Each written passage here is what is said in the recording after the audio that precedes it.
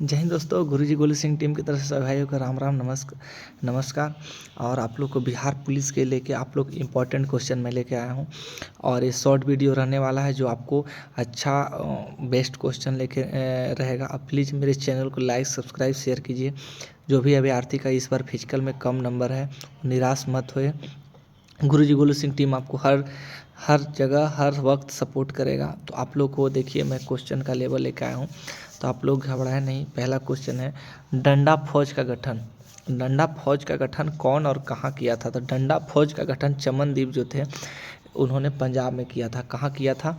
वो पंजाब में किए थे। कौन किया था? चमनदीप किए थे। अब पूछता है कि दीनबंधु जो था मित्र का नाटक, समझे, वो कौन सा दर्पण में नील की खेती करने वाले का अत्याचार का उल्लेख किया गया है? तो नील की जो खेती, जो तिनकठिया जो प्रणाली जो था राजकुमार शुक्ला के नेतृत्व में जो हुआ था पश्चिमी चंपारण में, तो जिसमें 3 हिस्सा नील की खेती होती थी और खेती करना पड़ता था। तो नील की खेती होने से क्या था कि ज़मीन जो था बंजर हो जाती थी, वो क्योंकि अधिक को उर्वरा खींचता था तो उसमें दोबारा दूसरा फसल नहीं उगता था। तो उसी का जो था मतलब उल्लेख अपना बुक में कौन किए हैं? दीनबंधु मित्र का नाटक, जो पुस्तक का नाम है नील दर्पण में नील की खेती करने के अत्याचार का उल्लेख हुआ है। कौन है? दीनबंधु मित्र द्वारा नील दर्पण जो पुस्तक है उसमें नील की खेती का जो भी अत्याचार अंग्रेजों द्वारा जुल्म हुआ है उसका उल्लेख किया गया है।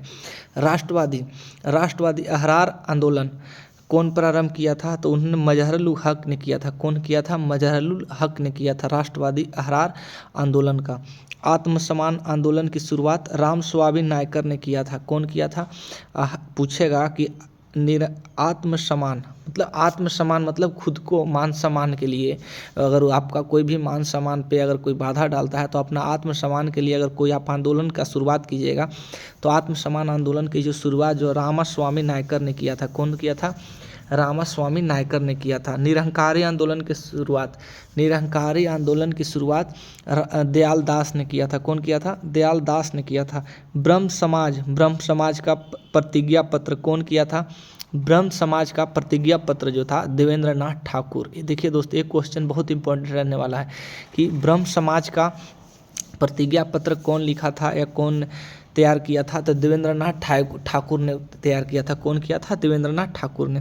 पूछेगा देव समाज के संस्थापक कौन थे? तो देव समाज के संस्थापक शिव नारायण अग्निहोत्री थे। कौन थे? शिव नारायण अग्निहोत्री थे। अब पूछेगा कि तरुण स्त्री सभा की स्थापना कहाँ किया गया था? तो तरुण स्त्री सभा का जो स्थापना था वो कलकत्ता में कहाँ किया गया था? कहाँ किया गया था? कलकत्ता में। फिर क्वेश्चन पूछता है, ये बहुत वीवीआई क्वेश्चन है, हर एक बार बिहार पुलिस में देखने को मिला है। भारत भारतीयों के लिए नारा किसने दिया? तो ये आर्य समाज लोगों ने दी। आर्य समाज के लोगों द्वारा दिया गया। क्या नारा दिया गया? भारत भारतीयों के लिए। फिर एक क्वेश्चन और वीवीआई है कि स्वामी विवेकानंद ने विश्व जो धर्म सम्मेलन को जो संबोधित किया था कब किया था? तो कहाँ किया था और कब किया था? शिकागो में किया था 1893 ईस्वी में। कब किया गया था? 1800। इनके नाम पर कौन सा राष्ट्रीय युवा दिवस मनाया जाता है? क्या मनाया जाता है? और फिर एक और क्वेश्चन है, बंगाल में जो मुस्लिम जागरण का पिता किसको कहा जाता है?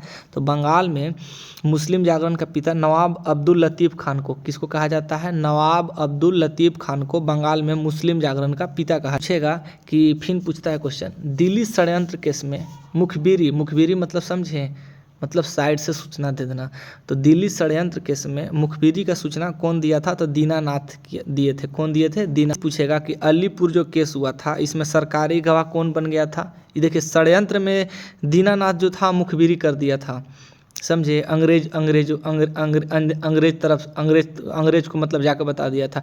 और फिर क्वेश्चन पूछा है कि अलीपुर केस में सरकारी गवाह बन गया था। कौन बन गया था?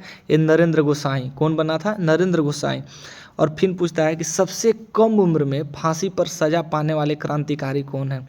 खुदीराम बोस। यही मुजफ्फरपुर में पड़ा था। कहाँ पड़ा था? मुजफ्फरपुर में पड़ा था। कौन थे? खुदीराम बोस। इनकलाब जिंदाबाद का नारा कौन दिए थे? भगत सिंह। कौन नहीं जानता है? कल 23 मार्च का भगत सिंह को कौन नहीं जानता? और शहीद आजम के नाम से भी जाना जाता है भगत सिंह को। और एक क्वेश्चन आता है कि भगत सिंह का फांसी सुनाने वाला जो न्यायाधीश था क्या था? जेसी हिल्टन था। कौन था? ये जेसी हिल्टन था। स्वर्ण हिंदुओं को फांसीवाद कांग्रेस कहकर कौन संबोधित किया था? ये मोहम्मद अली जिन्ना। कौन किया था? मोहम्मद अली जिन्ना। और एक क्वेश्चन पूछता है कि पाकिस्तान शब्द का जन्मदाता कौन है? सबसे पहले पाकिस्तान शब्द बोला कौन थे? चौधरी रहमत अली। कौन थे? चौधरी रहमत अली। डिस्कवरी ऑफ इंडिया किसकी पुस्तक है? पंडित जवाहरलाल नेहरू। कौन थे? पंडित जवाहरलाल नेहरू। और पंडित जवाहरलाल नेहरू जो था, डिस्कवरी ऑफ इंडिया कौन था? यार बता, जेल में अपना लिखे थे। जब जेल में थे, अहमदनगर जेल में, तो उन्होंने डिस्कवरी ऑफ इंडिया पुस्तक लिखा था। और लिखा था, मैं एक क्रांतिकारी के रूप में कार्य करता हूँ। यह नारा किसका था? ये भी पंडित जवाहरलाल नेहरू का ही नारा था। महात्मा गांधी को महात्मा रविंद्रनाथ टैगोर ने कहा था। महात्मा गांधी को महात्मा रविंद्रनाथ टैगोर और राष्ट्रपिता सुभाष चंद्र बोस ने कहा। और अर्धनग्न फकीर जो था, फ्रैंक मॉरिस ने कहा था। कौन कहा था? फ्रैंक मॉरिस ने कहा था। जब सरदार वल्लभ भाई पटेल को, आप लोग जानते हैं सरदार वल्लभ भाई जो पटेल थे, जो 31 अक्टूबर को जो एकता दिवस मनाया जाता है गुजरात के केवड़िया में, वहाँ भव्य आयोजन किया जाता है। वहाँ परेड में हम भी शामिल थे दोस्त, इस बार BSF परेड में।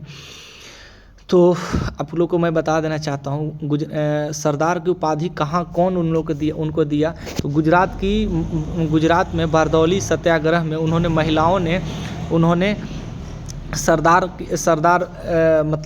की उपाधि दी।